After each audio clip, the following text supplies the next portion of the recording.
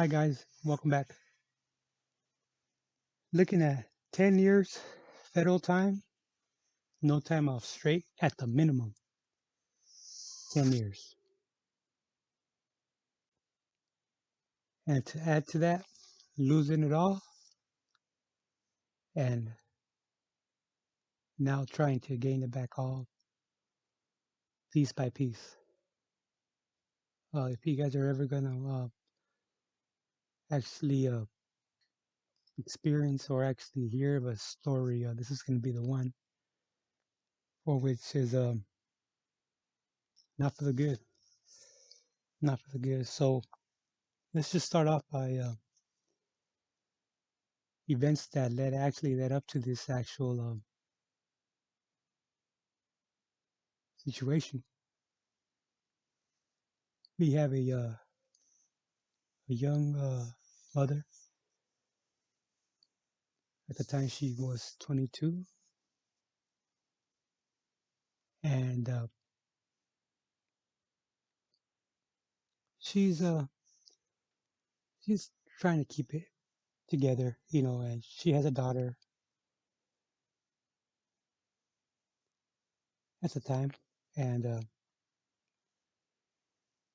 she commutes back and forth from San Isidro on a daily basis to actually work on the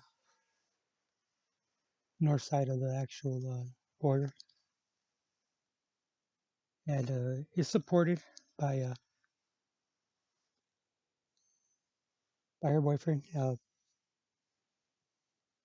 down south also. Uh, he's making it work. So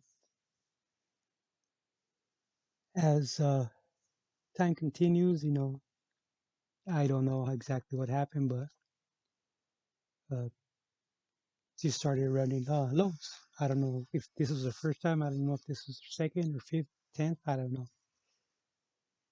But to start off, her vehicle, she had a kind of like a little muscle car, enough for her to handle and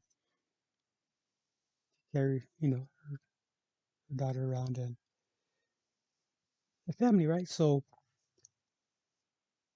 they would actually load her up in a unique way, and she proceeded to go to work every day. Which, if you're actually successful in getting through, they'll accommodate whatever it needs, whatever it takes to unload that vehicle. Well, one night, her vehicle is she really really liked her vehicle. She really enjoyed it, and it, it gets hit at night. And when I say it gets hit, it gets smashed. It's like an accordion. But luckily, nobody was in it, and it was actually parked overnight. This happened overnight. So now, not only did she lose her family vehicle, loses a vehicle that she was commuting to work in the north side of the border. So at this point, he's upset, and like I said, uh, these organizations, they're very well organized. That believe it or not, they replaced her vehicle with an identical one, switched over all the identification markers on that vehicle to the new one. So like it's never actually lost a beat. What are the chances that they have one of them vehicles available? To leave it up to your imagination. But believe me, I couldn't make this up if I wanted to. I'm telling you that the actual, the counter intel, the intelligence, the logistics that these organizations have, it's It's unbelievable. It's unbelievable, right? So now her car is replaced. Like if she never, or how do you, what's the saying? She never skipped the beat. So one morning as she's going on about her routine, uh, they pulled her number and Kayden alerted to her vehicle, which at that point she was actually taken to secondary, and there was no question about it. It was a loading in there, and it was actually on the dashboard. They commandeered the whole dashboard, and the end result was 47 pounds of meth. You hear me right? 47 pounds of meth. Federal time minimum. At the very minimum, you're gonna get 10 years. But you get a prosecutor, and then you get a judge that's having a bad day. You're looking at 2025 easily, and you could already see that coming. You're hoping for the minimum, but most likely you're not getting that minimum. And if they can determine, if they can actually establish that you had a routine, oh man, it's very well hidden. So it's a it's a tough case to defend. So there she goes. This is her start of her journey. And like I've mentioned in videos with Shadow, you can actually end up getting state charges instead of the federal.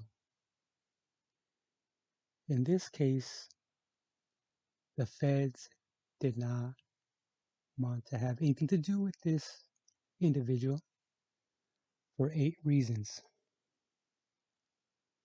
And that would be 8 months pregnant. So the feds said, we don't want this. We can't facilitate this right now. And they exercise their right to bring on state charges.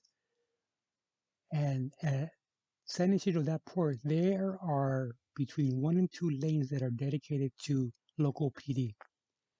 They're not actually manned by the actual officers, but they can be used in a situation like an ideal situation like this one. So now the feds washed their hands of it. They're now no longer having to facilitate an 8 month pregnant lady. This lady is young lady that's 22 years old at the time, and is looking at a long, long time. But luckily, and I say luckily because the actual, on the state side, which is now county time, county court, is way, way less time than the actual federal time. So, to make a long story short, she is facing 9 years county time. But since this being her first offense, uh, they take that into consideration. And when that happens, so you're looking at half that time. And the formula they used, I'm going to just give you the numbers in true fact, in true live numbers, okay? The term is 9, the actual sentence is 9 years. She actually does 2.5 years, but in a local county facility. And just to give you a little insight on that, the state finally got tired of actually bringing on inmates, paroling them, and just having that actual that like that hamster wheel just go around and round, or that actual turnstile type of door and just going on in circles. So the state's had enough. There's enough funding for the county to actually facilitate such population. And you see the difference is now, if you were to go to federal, they have the right to actually move you anywhere there is room, or anywhere where you fit in throughout the federal prison system in any state. It doesn't matter if your hometown is across the nation, across the country. That's irrelevant. They're gonna facilitate you where you're actually fit in. So now you're looking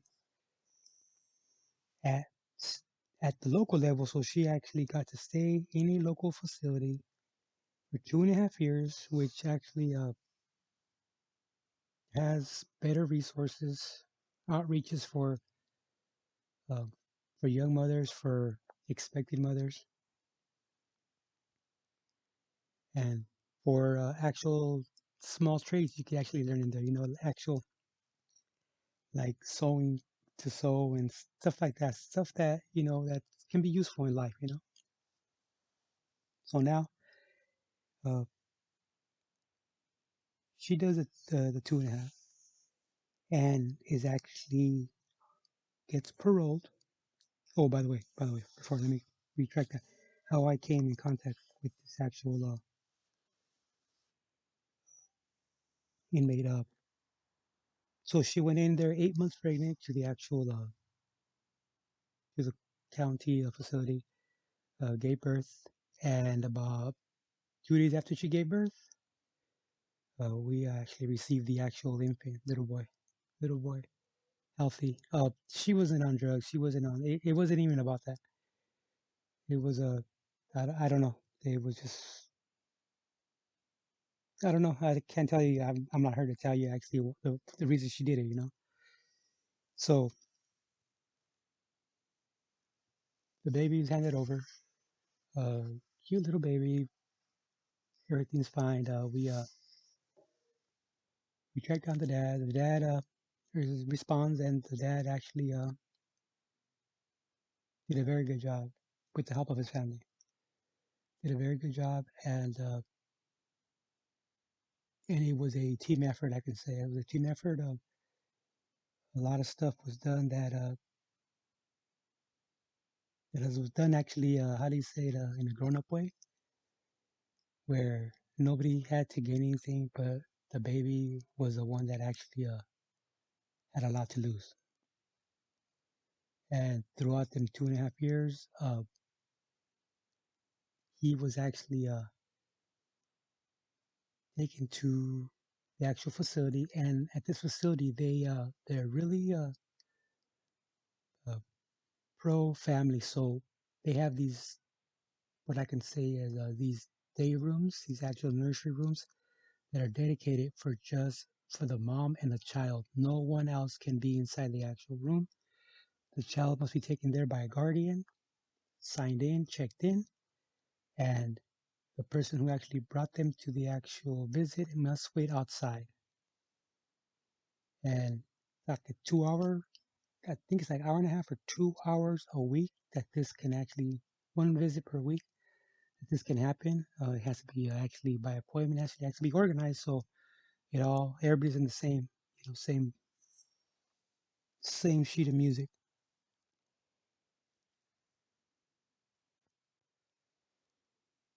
So she's actually paroled for, I believe it's the remainder of the time. I think it's like, I'm going to say like 5 years, I think it's the actual parole. But anyways, so she's 6 months into her actual first parole. She violates. but she has yet to actually recover the newborn or the daughter she had. No, none of that has happened yet. She's barely trying to make herself, she's trying to actually stabilize herself before she can actually attempt to do the following, right? She hits a speed bump. They give her two, 2.5, and some days of actually, she's taken into custody again for 2 months. And after them 2 months, she's paroled again. And this is actually coming on, actually, this is 7 years from when this actually happened. So almost 7 years. So she has been in you know, the halfway houses and treatment houses for the substance abuse that she violated when she first paroled. That's what she was violated for substance abuse, and which she doesn't have that. Is I don't understand. Only she knows exactly why that even came up because she's never had any of these issues before. So now we're coming on to the 7th year, and she has one of her kids already. She's recovered one, and she's working on the other one. And she is 23 days from her being off of paper. So sometime in May, she will be coming off paper, and hopefully she stays that way, and she's gonna be actually working on uh, getting custody of one of her other kids, and she'll be straight, and we wish her luck, and it's just the long journey, but you guys think about if you guys ever try to consider trying doing one of these things that, hey, it's going to be a long, long process in order for you to actually get off any kind of paper. And this is just one example of how it happens, and that's a long 7 years. Believe me, it's a long 7 years. I can still remember uh, when we received the actual baby, and it's a while back. Now he's actually 7 years old now. So that's just actually a little longer than usual video, but that's just a little insight of the actual process, how it happens sometimes, from a smuggler's point of view. Okay, guys, don't forget to like and subscribe. Thanks.